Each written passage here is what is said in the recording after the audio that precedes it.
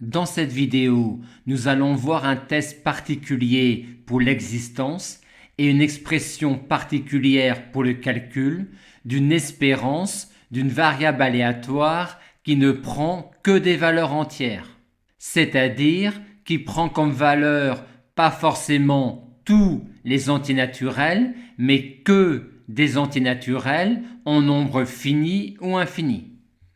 Mais même quand x ne prend pas comme valeur tous les antinaturels, mais qu'une partie des antinaturels, on peut considérer qu'elle prend comme valeur tous les antinaturels, quitte à prendre une probabilité nulle en les entiers qui ne sont pas des valeurs réellement prises par grand X.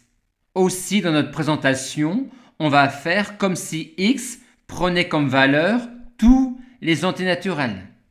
On a alors que les valeurs prises par grand X sont tous les antinaturels petit n et que l'expression de l'espérance de x à partir de la loi de grand X est alors celle-là si l'espérance existe. Et l'espérance existe si et seulement si cette série-là est absolument convergente, c'est-à-dire si et seulement si cette série-là converge. Nous allons commencer par visualiser les autres expressions de l'espérance d'une variable aléatoire quand x ne prend que des valeurs entières. Écrivons les termes successifs dans cette somme infinie. On a tout d'abord ce terme-là, puis celui-là, puis celui-là, puis celui-là, et ainsi de suite. Mais si on regroupe toutes ces quantités-là, va apparaître la probabilité que x est strictement positif, qui est aussi la probabilité que x soit supérieur ou égal à 1.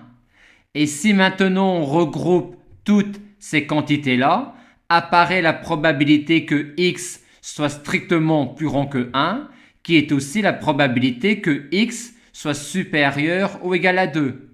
Et si on regroupe toutes ces quantités-là, apparaît alors la probabilité que x est strictement plus grand que 2, qui est aussi la probabilité que x soit supérieur ou égal à 3, et ainsi de suite.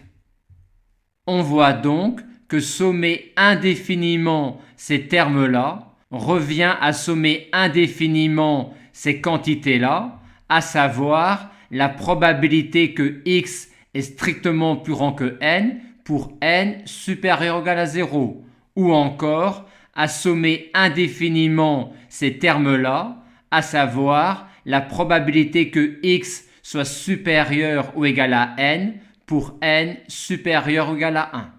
Et la visualisation que nous avons effectuée deviendrait démonstration en manipulant la notion de famille sommable.